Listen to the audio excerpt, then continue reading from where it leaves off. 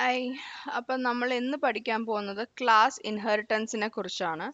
അതായത് നമ്മൾ നേരത്തെ സൂപ്പർ ക്ലാസ് പഠിച്ച സമയത്ത് ജസ്റ്റ് ഒന്ന് പറഞ്ഞു പോയായിരുന്നു ക്ലാസ് ഇൻഹെറിറ്റൻസ് എന്താണെന്നുള്ളത്. ജാവാസ്ക്രിപ്റ്റിൽ അല്ലെങ്കിൽ ടൈപ്പ് സ്ക്രിപ്റ്റിൽ നമുക്കൊരു ക്ലാസ്സിന് ഒരു ബേസ് ക്ലാസ്സിൻ്റെ പ്രോപ്പർട്ടീസ് എല്ലാം ഒരു ഡിറൈവ്ഡ് ക്ലാസ്സിന് ആക്സസ് ചെയ്യാൻ പറ്റും. രണ്ട് രീതിയിലാണ് അത് ടൈപ്പ് സ്ക്രിപ്റ്റിൽ പറയുന്നത്. ഒന്ന് ഇൻഹെറിറ്റ് ക്ലോസസ് വെച്ച്, ഒന്ന് ഇംപ്ലിമെന്റ് ക്ലോസസ് വെച്ചിട്ട്, അതല്ലാന്നുണ്ടെങ്കിൽ മറ്റൊന്നെന്ന് പറയുന്നത് എക്സ്റ്റൻസ് ക്ലോസസ് വെച്ചിട്ട്. നമ്മൾ ആദ്യം ഇംപ്ലിമെന്റ് ക്ലോസസ് അല്ലെങ്കിൽ ഇൻഹെറിറ്റ് ഇന്റർഫേസിനെ ഇംപ്ലിമെന്റ് ചെയ്യുന്നതാണ് ആദ്യം കവർ ചെയ്യാൻ പോകുന്നത്.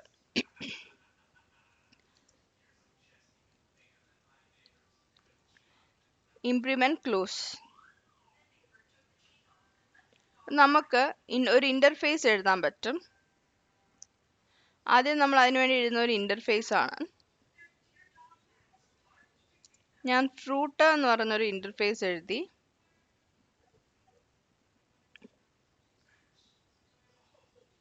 അതിനകത്ത് സ്മെൽ എന്ന് പറയുന്ന ഒരു വേരിയബിൾ ഉണ്ട്, അത് സ്ട്രിങ് ആണ്. അതിനുശേഷം കളർ എന്ന് പറയുന്ന ഒരു വേരിയബിൾ ഉണ്ട്, അത് സ്ട്രിങ് ആണ്. അതിനുശേഷം പിങ് എന്ന് പറയുന്ന ഒരു ഫംഗ്ഷൻ ഉണ്ട്,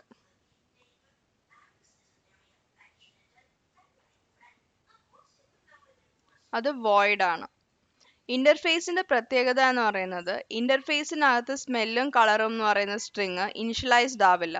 ഇതൊരു സ്ട്രക്ചർ ആണ്. ഈ ഒരു പർട്ടിക്കുലർ ക്ലാസ് ഈ പർട്ടിക്കുലർ സ്ട്രക്ചർ ഫോളോ ചെയ്യും. ഇത് ഇംപ്ലിമെന്റ് ചെയ്യുന്ന ക്ലാസ്സസ് ഇന്റർഫേസിന്റെ സ്ട്രക്ചർ ഫോളോ ചെയ്യണമെന്ന് മാത്രമേ ഇന്റർഫേസിനകത്ത് പറയത്തുള്ളൂ. ഇന്റർഫേസിനകത്ത് ഒരു തരത്തിലുള്ള ഇംപ്ലിമെന്റൽ ഡീറ്റെയിൽസും ഉണ്ടാവുന്നതല്ല. For example, class mango implements fruit എന്ന് പറഞ്ഞു കൊടുത്തു കഴിഞ്ഞാൽ ഇതിനകത്ത് നമുക്ക് എറർ ഉണ്ടാവും. ആ എറർ എന്ന് പറയുന്നത് class mango incorrectly implements interface fruit. Type mango is missing the following properties from the type fruit: smell, color, ping. അതായത് നമ്മൾ ഇങ്ങനെ എഴുതി കഴിഞ്ഞു കഴിഞ്ഞാൽ ഓട്ടോമാറ്റിക്കലി ഫ്രൂട്ടിലുള്ള എല്ലാ പ്രോപ്പർട്ടീസും മാംഗോയിൽ എഴുതില്ല, മാംഗോയിലോട്ട് ഇൻഹെറിറ്റ് ആവില്ല. പകരം എന്ത് ചെയ്യണം, അത് നമ്മൾ ഒരു സ്ട്രക്ചർ ഡിഫൈൻ ചെയ്യുന്നതേ ഉള്ളൂ. അപ്പോൾ അത് നമ്മൾ എന്ത് ചെയ്യണം, ഇതിനകത്തോട്ട് നമ്മൾ എഴുതി കൊടുക്കണം. അതായത് smell is equal to pleasant,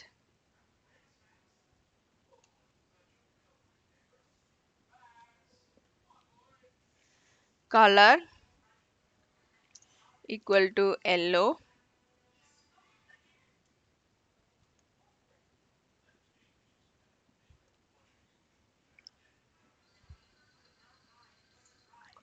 അതിനുശേഷം ping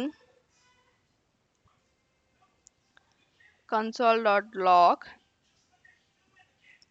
the implementation.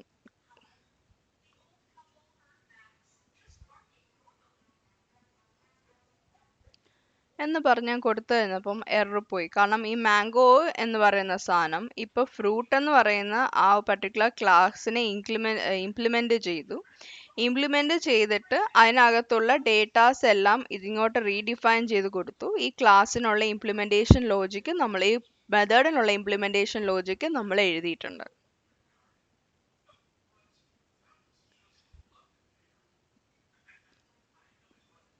Implement clause എന്ന് പറയുന്നത് is only a check that class can be treated as an interface type.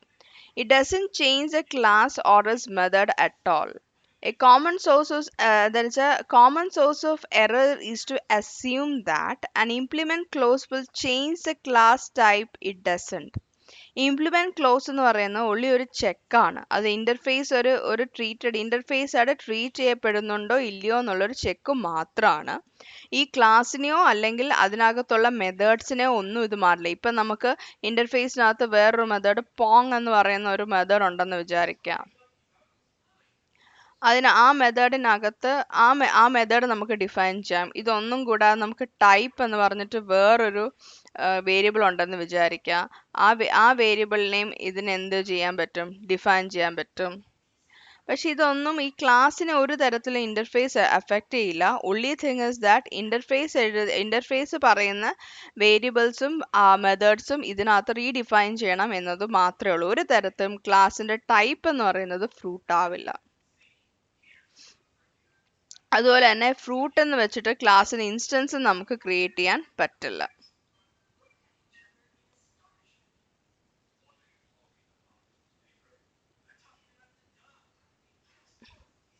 അതുപോലെ തന്നെ നമുക്കൊരു ഓപ്ഷണൽ പ്രോപ്പർട്ടി ഉണ്ടെന്ന് വെച്ചോ. നമ്മൾ വളരെ ഇമ്പോർട്ടൻ്റ് ആയിട്ടുള്ള ഒരു ടോപ്പിക്കാണ്. അതായത് ഇതിനകത്ത് ഞാൻ ഓപ്ഷണൽ ആയിട്ട് ഒരു പ്രോപ്പർട്ടി എഴുതുകയാണ്. ടൈപ്പ് സ്ട്രിങ് എന്നൊരു ഇത് ഓപ്ഷണൽ പ്രോപ്പർട്ടി ആയിട്ട് ഇവിടെ എഴുതി. അതിനുശേഷം ഞാൻ ഈ ഡെഫിനിഷൻ ഇവിടെ നിന്ന് മാറ്റി പിങ്ങിനകത്ത് വന്നിട്ട് ഞാൻ എഴുതുവാണ് ദിസ് ഡോട്ട് ടൈപ്പ്.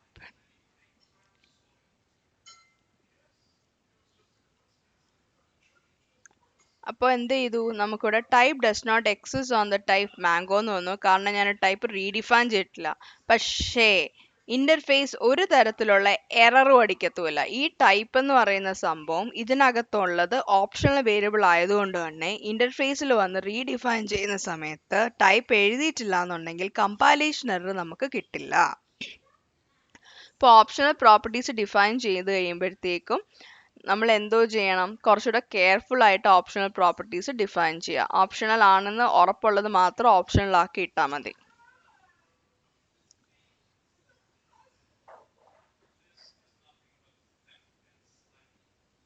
ഇനി അടുത്തെന്ന് പറയുന്നത് എക്സ്റ്റൻസ് ക്ലോസ് ആണ്. എക്സ്റ്റൻസ് എന്ന് പറയുക അതുപോലെ തന്നെ ഇന്റർഫേസിൽ വേറൊരു പോയിന്റ് കൂടെ പറയാനുണ്ട്. ഇന്റർഫേസ് ഞാൻ ബി എന്നിട്ടു.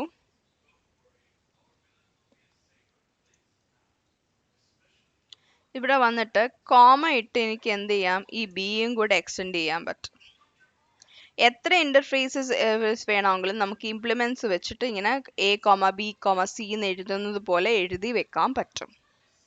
അതിനെയാണ് നമുക്ക് എന്ത് പറയുന്നത്, implements. It supports multiple implementation of interfaces. Multiple ഇന്റർഫേസസിനെ അതിനെ ഇംപ്ലിമെന്റ് ചെയ്ത് എടുക്കാൻ പറ്റും. പക്ഷേ നമ്മൾ ഇൻഹെറിറ്റൻസിൽ ശരിക്കും വരുന്നത് എക്സ്റ്റൻസ് കീവേഡ് ആണ്. ഇനി നമ്മൾ പഠിക്കാൻ പോകുന്നത് ഇത് ഇത്രേ ഉള്ളൂ. ഇത് ഇത്രേ ഉള്ളൂ ഇന്റർഫേസ് എന്ന് പറയുന്നത് സിമ്പിൾ ടോപ്പിക് ആണ്. നമ്മൾ ഇതിനകത്തൊരു മാംഗോയുടെ ഒബ്ജക്റ്റ് ക്രിയേറ്റ് ചെയ്താലും സാധാരണ ഒരു ക്ലാസ് ആക്സസ് ചെയ്യുന്നത് പോലെ തന്നെ ഇതിനകത്ത് ആക്സസ് ചെയ്യാനും പിടിക്കാനും എല്ലാം പറ്റും.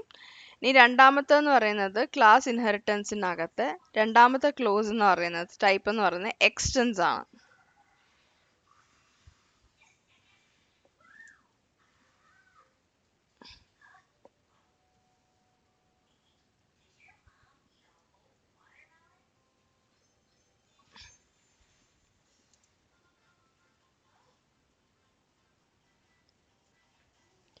എക്സ്റ്റൻസ് അപ്പം ആനിമലിനകത്ത് ഞാൻ മൂവ് എഴുതിയതിന് ശേഷം ഞാൻ എഴുതാണ് console dot log of animal is moving എന്നെഴുതി. ഇതൊരു ആനിമൽ എന്ന് പറയുന്നത് നമ്മുടെ ബേസ് ക്ലാസ് ആണ്. ഇനി ഡോഗ് എന്ന് പറയുന്ന ഒരു ക്ലാസ്സിന് ആനിമൽ എന്ന് പറയുന്ന ഈ ക്ലാസ് വേണം. ആനിമൽ എന്ന് പറയുന്ന ക്ലാസ്സിനകത്ത് ഡിഫൈൻ ചെയ്തിരിക്കുന്ന എല്ലാ വേരിയബിൾസും എല്ലാ ഫങ്ഷൻസും അതുപോലെ സ്വന്തം എന്ന് കരുതി യൂസ് ചെയ്യണം എന്നുണ്ട്. Without redefining it again in the dog class. ഇന്റർഫേസിനകത്ത് റീഡിഫൈൻ ചെയ്യണമായിരുന്നു, അല്ലെങ്കിൽ എറർ അടിക്കും. പക്ഷേ ഇൻഹെറിറ്റൻസിന്റെ കേസിൽ അല്ലെങ്കിൽ എക്സ്റ്റൻസ് ക്ലോസിന്റെ കേസിൽ അങ്ങനെ ഒരു പ്രശ്നം വരുന്നില്ല. Class dog extends animal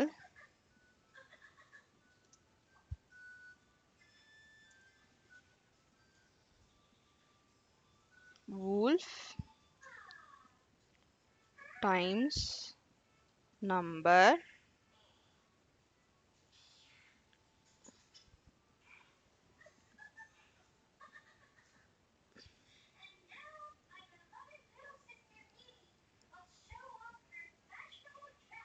let I equal to 0, I less than times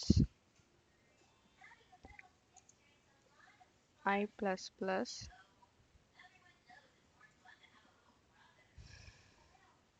console.log of wolf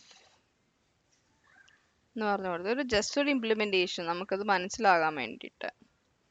ഇനി ഞാൻ ചെയ്യാൻ പോകുന്ന ഒരു കാര്യം എന്ന് പറയുന്നത് constant d equal to new d എന്ന് എഴുതി, ന്യൂ ഡോഗ് എന്ന് എഴുതി.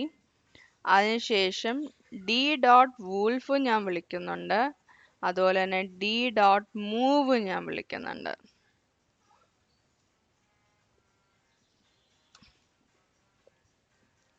റൺ ചെയ്ത് കഴിയുമ്പോഴത്തേക്ക് 2 തവണ വൂൾഫും ആനിമൽ ഇസ് മൂവിങ് എന്നുള്ളത് ആസച്ച് ഇങ്ങോട്ട് വരികയും ചെയ്യുന്നുണ്ട്.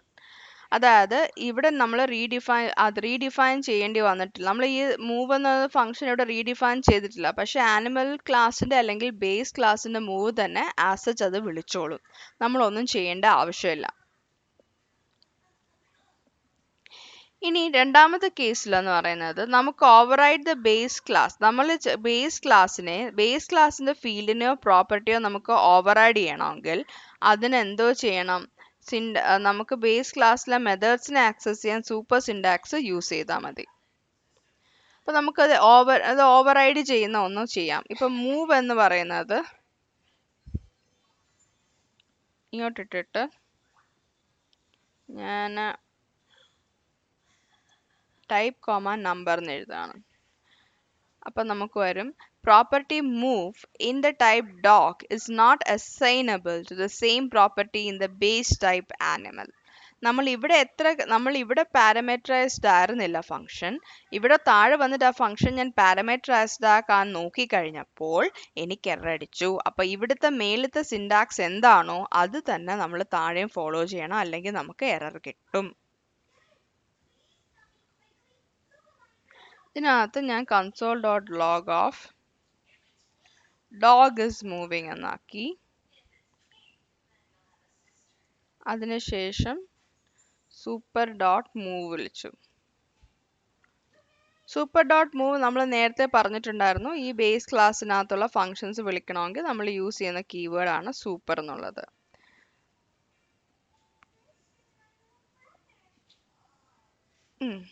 ഇനിയും ഇത് ഇങ്ങനെ വിളിച്ചു വൂൾഫ് ഓഫ് 2. ഇനി ഞാൻ ഒന്നുകൂടെ റൺ ചെയ്യാണ്. ഒന്നുകൂടെ റൺ കഴിയുമ്പോഴത്തേക്ക് നമുക്ക് dog is moving, animal is moving ഇത് രണ്ടും പ്രിന്റ് ആയി കിട്ടും. കാരണം നമ്മൾ എന്ത് ചെയ്തു, ഇതിനെ ഓവർറൈഡ് ചെയ്ത് നമ്മുടെ ഇംപ്ലിമെന്റേഷൻ ഇട്ടു, അതിനുശേഷം സൂപ്പർ ഡോട്ട് മൂവ് വിളിച്ചു. പക്ഷെ സൂപ്പർ ഡോട്ട് മൂവ് വിളിക്കുക എന്നുള്ളത് മാൻഡേറ്ററി അല്ല. ഇപ്പൊ സൂപ്പർ ഡോട്ട് മൂവ് എന്ന് പറയുന്ന സംഭവം ഞാൻ റിമൂവ് ചെയ്ത് റൺ ചെയ്താലും വിത്തൗട്ട് എറർ ഇത് വർക്ക് ചെയ്യും. സോ നമുക്ക് കംപ്ലീറ്റ്ലി ഓവർറൈഡ് ചെയ്യാം. ഏതെങ്കിലും ഒരു പർട്ടിക്കുലർ സിനോറിയോയിലെ ബേസ് ക്ലാസിന്റെ ഫംഗ്ഷൻ നമുക്ക് വിളിക്കണമെന്നുണ്ടെങ്കിൽ super dot base class function name എന്ന് പറഞ്ഞ് നമുക്ക് വിളിക്കാം. അല്ലാന്നുണ്ടെങ്കിൽ ഇതുപോലെ സിംപ്ലി ഓവർറൈഡ് ചെയ്ത് എഴുതിയാൽ മതിയാവും. ഇനി വേറൊരു കാര്യം ഞാൻ കാണിച്ചു തരാം. ബേസ് ക്ലാസ്സിനകത്ത്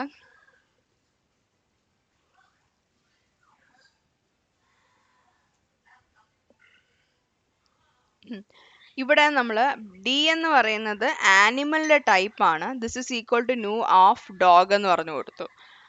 എന്നിട്ട് നമ്മൾ അങ്ങനെ വരുമ്പം ആനിമൽ, അപ്പൊ ഇവിടെ ഡോഗിന്റെ ഒരു ഫംഗ്ഷൻ ക്രിയേറ്റ് ചെയ്യും, ഡോഗിന്റെ ഒരു ഇൻസ്റ്റൻസ് ക്രിയേറ്റ് ചെയ്യും. അതിനകത്തുനിന്നും ആനിമലിന്റെ പാർട്ടായിട്ടുള്ളത് മാത്രം എന്ത് ചെയ്യും, ഇതുമായിട്ട് അറ്റാച്ച് ചെയ്യും. എന്നിട്ട് ഈ വൂൾഫ് എന്ന് പറയുന്നത് നമുക്കപ്പോൾ അതിനെ ആക്സസ് ചെയ്യാൻ പറ്റും. നമ്മളങ്ങനെ ഇത് ലീഗൽ ആണ് അങ്ങനെ എഴുതുക എന്നുള്ളത്, പക്ഷെ നമ്മളങ്ങനെ യൂസ് ചെയ്യുന്നതൊക്കെ കുറവാണ്. ചില സിനാരിയോസിൽ മാത്രമൊക്കെ യൂസ് ചെയ്യുള്ളൂ.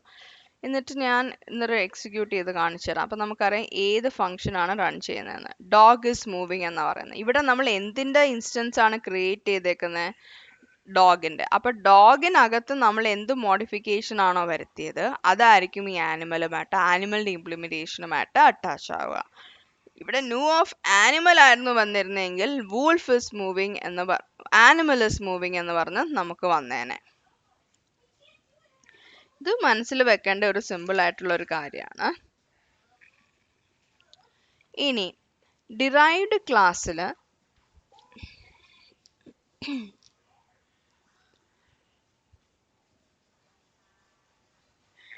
നമ്മൾ നേരത്തെ പറഞ്ഞത് തന്നെ ഡിറൈവ്ഡ് ക്ലാസ്സിനകത്ത് ഈ ഡിറൈവ്ഡ് ക്ലാസ്സിന് ഇവിടെ കൊണ്ടൊരു പാരാമീറ്റർ കൺസ്ട്രക്ടറോ അങ്ങനെ എന്തെങ്കിലും കൊടുത്ത് എറർ അടിക്കും.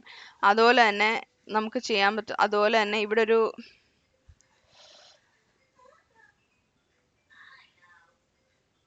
ഇവിടെ ഇപ്പം ലെക്സ് കോളൻ നമ്പർ എന്നുണ്ട് എന്ന് വിചാരിക്കുക.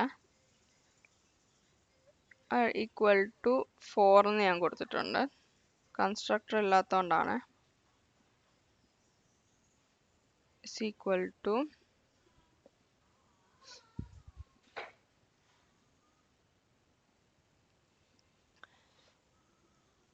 ഇവിടെ ഞാൻ lex colon string equal to hello എന്ന് എഴുതാണ്.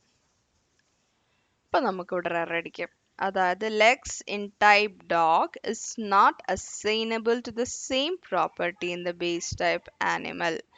നമ്മൾ എന്താണോ ആനിമൽ ക്ലാസിന്റെ കൺസ്ട്രക്ട് അല്ലെങ്കിൽ സ്ട്രക്ചർ അത് തന്നെ എക്സാക്ട്ലി ഡോഗിൽ ഫോളോ ചെയ്യണം. You can change the implementation, പക്ഷെ അതിന്റെ ടൈപ്പോ ഡിക്ലറേഷൻ രീതികളോ ഒന്നും മാറ്റാൻ നമുക്ക് പറ്റില്ല. അവിടെ മേളിലെ നമ്പർ ആണെങ്കിൽ താഴെയും അത് നമ്പർ തന്നെ ആയിരിക്കണം, അല്ലെങ്കിൽ അത് എറർ അടിക്കാം.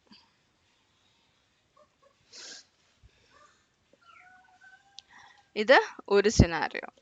ഇനിയുള്ളത് നമ്മൾ ടാർഗറ്റ് 2022 മെയിലാണെങ്കിൽ use definition for class field എന്ന് പറയുന്ന ഒരു നമ്മളുടെ use definition four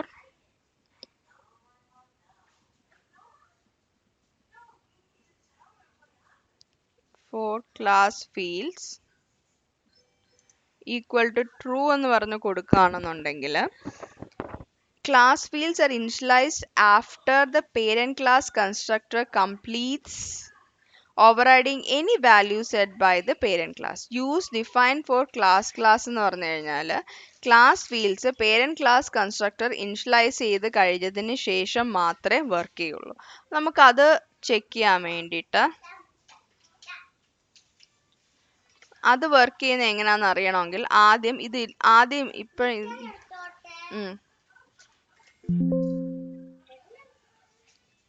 definition for use definition for class fields എന്ന് പറഞ്ഞിട്ട് നമുക്കിവിടെ ഒരു ഫംഗ്ഷൻ ഉണ്ട്. അത് നമ്മൾ എന്ത് ചെയ്യുന്നില്ല, തൽക്കാലത്തേക്ക് പ്ലേ ഗ്രൗണ്ടിലോട്ട് പോകുന്നില്ലേ, എമിറ്റ് എഗ്മാർക്ക് സ്റ്റാൻഡേർഡ് കമ്പൈലൻ ക്ലാസ് ഫീൽഡ് എന്നാണ്. ടു ക്ലാസ് ES 2022 ശേഷമുള്ളത് എടുക്കാൻ വേണ്ടിയിട്ടാണ് ഇത് വരുന്നത്. നമ്മൾ ഇപ്പോൾ ഡിഫൈൻ ചെയ്യുന്നില്ല, അല്ലെങ്കിൽ ഇപ്പം അത് ഇനേബിൾ ചെയ്യുന്നില്ല. നമ്മൾ ഇപ്പം ഇത് അതില്ലാതെ എങ്ങനെ വർക്ക് ചെയ്യുന്നു ആദ്യം കാണിക്കാം. അതിനിവിടെ ഒരു കൺസ്ട്രക്ടർ ഇടുകയാണ്.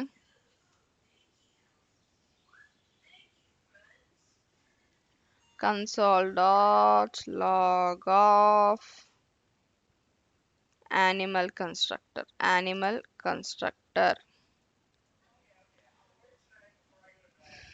അതിനുശേഷം ഇത് കോപ്പി പേസ്റ്റ് ചെയ്ത് ഡോഗിൽ ഇടുകയാണ്.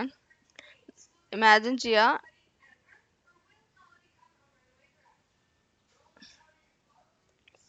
ഡോഗ് കൺസ്ട്രക്ടർ സൂപ്പർ വിളിക്കണം. നമുക്ക് നേരത്തെ നമ്മൾ പഠിച്ചു, അതായത് ഇങ്ങനെ എക്സ്റ്റെൻഡ് ചെയ്യുന്ന സമയത്ത് കൺസ്ട്രക്റ്റിനകത്ത് മാൻഡേറ്ററി ആയിട്ട് സൂപ്പർ കോൾ നടന്നിരിക്കണം. ദിസ് ഡോട്ട് എന്ന് പറയുന്ന ഫംഗ്ഷൻ ഇത് വെച്ചിട്ട് ദിസ് ആക്സസ് ചെയ്യുന്ന തൊട്ട് മുമ്പ് സൂപ്പർ നമ്മൾ വിളിച്ചിരിക്കണം. അപ്പം അതുകൊണ്ട് ലോഗ്സിനകത്ത് ഞാനിത് റൺ ചെയ്യാണ്. ഇവിടെ ഞാൻ ഈ ആനിമൽ എന്നുള്ള എടുത്ത് കളയാണ്. ഡോഗിൻ്റെ തന്നെ ഒരു ഇൻസ്റ്റൻസ് ക്രിയേറ്റ് ചെയ്യണം.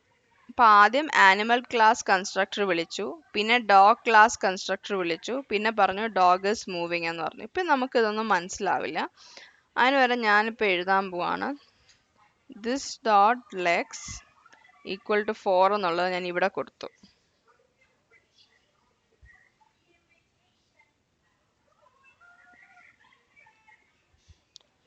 അതിനുശേഷം ഇവിടെ വന്നിട്ട്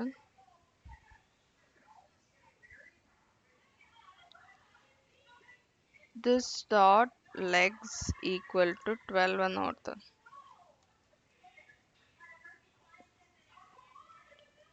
ക്ലിയർ ചെയ്തിട്ട് കൺസ്ട്രക്ടറിൻ്റെ കൂടെ കോമ this dot lex,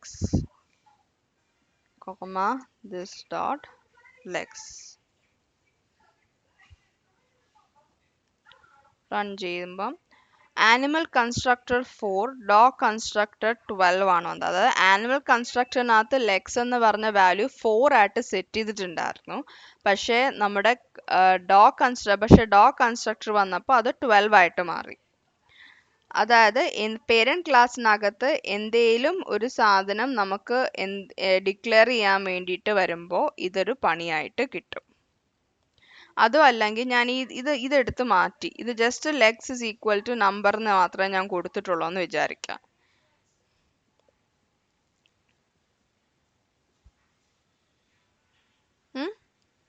ഞാൻ റൺ ചെയ്തു. റൺ ചെയ്യുന്ന സമയത്ത് ഡോഗ് കൺസ്ട്രക്റ്റിൽ വരുന്ന വാല്യൂ 4 ആണ്. പക്ഷെ ഇവിടെ ഞാൻ ഈക്വൽ ടു 0 കൊടുത്തു കഴിഞ്ഞാൽ ആസ് യൂഷ്വൽ വാല്യൂ എന്താവും, മാറിക്കിട്ടും. പക്ഷെ ഇവിടെ നമുക്ക് എന്താ ഇവിടുത്തെ പ്രശ്നം എന്ന് വെച്ചാൽ ഞാൻ ഇങ്ങനെ എഴുതാൻ അത് സമ്മതിക്കില്ല. കാരണം നമുക്കൊരു കമ്പൈലേഷൻ എറർ വരുന്നുണ്ട്. This can be a problem when you want to redeclare a more accurate type for inherited field. To handle these cases, you can declare, അതായത് നമുക്ക് ഇത്രേ പറയുന്നുള്ളൂ, നമുക്ക് ഈ ലെഗ്സ് എന്ന് പറയുന്ന സാധനം ഇവിടെ 4 ഡോഗിന് 4 കാലല്ലേ ഉള്ളൂ. ഈ ലെഗ്സ് എന്ന് പറയുന്ന സാധനം ഇവിടെ നമുക്ക് എഴുതാതിരുന്നാലും ദിസ് ഡോട്ട് ലെഗ്സ് എന്ന് പറയുന്ന ഈ കൺസ്ട്രക്ടർ വർക്ക് ചെയ്യും. പക്ഷെ റീഡബിലിറ്റിക്ക് വേണ്ടിയിട്ടോ അല്ലെങ്കിൽ കുറച്ചുകൂടെ അക്യുറസിക്ക് വേണ്ടിയിട്ടോ നിങ്ങൾക്ക് ഇത് റീഡിഫൈൻ ചെയ്യണം വിത്തൗട്ട് ഇൻഷ്യലൈസിങ് എന്നുണ്ടെങ്കിൽ ഇപ്പുറത്ത് എന്ത് എഴുതിയാൽ മതി, ഡിക്ലെയർ എന്ന് പറയുന്ന ഒരു ഫീൽഡ് എഴുതി കൊടുത്താൽ മതി. ഡിക്ലെയർ എന്ന് പറഞ്ഞു കഴിയുമ്പോഴത്തേക്കും ഡിക്ലെയർ ലെക്സ് നമ്പർ എന്ന് പറഞ്ഞു കഴിഞ്ഞാൽ ചേട്ടാ ഒന്നും ടൈപ്പ്സ്ക്രിപ്റ്റിനോട് പറയാണ് ഒന്ന് സാധനവും ഇതിൽ ചെയ്യണ്ട. ആനിമലിനകത്തെ ഡിഫൈൻ ചെയ്തിരിക്കുന്ന ലെക്സ് എന്ന് പറയുന്ന ഫംഗ്ഷൻ ഇതിനകത്ത് വന്ന് ഞാൻ റീഡിഫൈൻ ചെയ്തിട്ടെന്നേ ഉള്ളൂ. ആനിമലിനകത്ത് എന്തൊക്കെ ചേഞ്ചസ് ആണോ വരുന്നത്, എന്തിലാണോ ഇൻഷ്യലൈസ് ചെയ്തേക്കുന്നത് അത് വെച്ച് തന്നെ സംഭവങ്ങൾ മുന്നോട്ട് കൊണ്ടുപോയിക്കോളുക എന്ന് പറയാണ്. ഇനി നമ്മൾ back to ts config.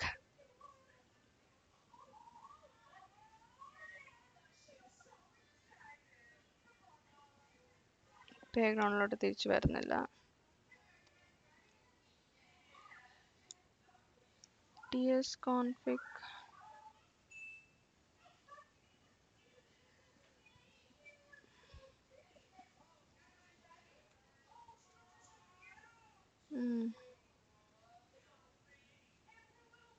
പ്ലേഗ്രൗണ്ടിലോ ts config. Okay, ഒന്നുകൂടെ ക്ലിക്ക് ചെയ്താൽ മതി.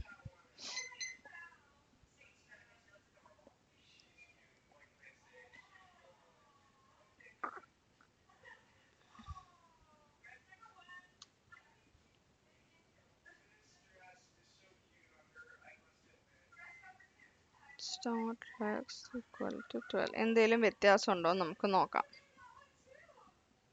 പ്രത്യേകിച്ച് വ്യത്യാസങ്ങളൊന്നും ഒറ്റ നോട്ടത്തിൽ കാണുന്നില്ല. അത് ഡിഫൈൻ ചെയ്തില്ലെങ്കിൽ തന്നെ ഒരു ES 2022 ഒക്കെ ആയി കഴിയുമ്പോഴത്തേക്കും ക്ലാസ് ഫീൽഡ്സ് എന്ന് പറയുന്നത് പേരന്റ് ക്ലാസ് കൺസ്ട്രക്ടറിന് ശേഷമായിരിക്കും ഇനിഷ്യലൈസ് ചെയ്യുക. ഇത് ഇത്രയാണ്. പിന്നെ ഇതിന്റെ ഡിക്ലറേഷൻ ഓർഡർ ഉണ്ടല്ലോ. ക്ലാസ് ഫീൽഡ്സ് ആദ്യം ഇനിഷ്യലൈസ് ചെയ്യും, പിന്നെ ബേസ് ക്ലാസ് കൺസ്ട്രക്ടർ റൺ ചെയ്യും, പിന്നെ ഡിറൈവ്ഡ് ക്ലാസ് ഫീൽഡ്സ് ഇനിഷ്യലൈസ് ചെയ്യും, ഡിറൈവ്ഡ് ക്ലാസ് കൺസ്ട്രക്ടർ റൺ ചെയ്യും. അതാണ് ഇതിന്റെ ഇനിഷ്യലൈസേഷൻ ഓർഡർ. ഇപ്പം ഇനിഷ്യലൈസേഷൻ ഓർഡർ ആദ്യം ഇനിഷ്യലൈസേഷൻ ഓർഡർ ഇമ്പോർട്ടൻ്റ് ആണ് മനസ്സിലാക്കി വെക്കുക എന്നുള്ളത്. അതായത് ഏത് ഓർഡറിലാണ് ഇനിഷ്യലൈസേഷൻ ഓർഡർ നടക്കുന്നതെന്നുള്ളതാണ്. ആദ്യം ബേസ് ക്ലാസിന്റെ ഫീൽഡ്സ് ഉണ്ടല്ലോ അത് ആദ്യം ഇനിഷ്യലൈസ് ചെയ്യും. അതിനുശേഷം അതിന്റെ കൺസ്ട്രക്ടറിനെ വിളിക്കും. ഡയറക്റ്റ് ഇനിഷ്യലൈസേഷൻ ഇല്ലെങ്കിൽ കൺസ്ട്രക്ടറിനകത്ത് വന്ന് ഇനിഷ്യലൈസ് ചെയ്യും. അതിനുശേഷം ഡിറൈവ്ഡ് ക്ലാസ് ഫീൽഡ്സിനെ വിളിക്കും. അതിനുശേഷം ഡിറൈവ്ഡ് ക്ലാസിന്റെ കൺസ്ട്രക്ടറിനെ വിളിക്കും. ഇതാണ് അതിന്റെ ഇനിഷ്യലൈസേഷൻ ഓർഡർ. സിമ്പിൾ ആണ്. നമ്മൾ ഈ പറഞ്ഞത് ഒന്നുകൂടെ റിപ്പീറ്റ് ചെയ്ത് പറഞ്ഞു എന്നേ ഉള്ളൂ. ഇതോടെ നമ്മുടെ ഇൻഹെറിറ്റൻസ് എന്ന ടോപ്പിക്കിന്റെ ബേസിക് ആയിട്ടുള്ള സംഭവങ്ങളെല്ലാം ഇവിടെ കവർ ചെയ്യാണ്. ഇത് ഫുള്ള് കണ്ടിട്ട് എന്തെങ്കിലും ഡൗട്ട്സ് ഉണ്ട്, എന്തെങ്കിലും ക്വസ്റ്റ്യൻസ് ഉണ്ടെങ്കിൽ കമൻറ്റ് ചെയ്യുക. അടുത്ത വീഡിയോന് വേണ്ടിയിട്ട് ചാനൽ ഒന്ന് സബ്സ്ക്രൈബ് ചെയ്ത് ബെൽ ഐക്കൺ ഒന്ന് അമർത്തിയേക്കുക.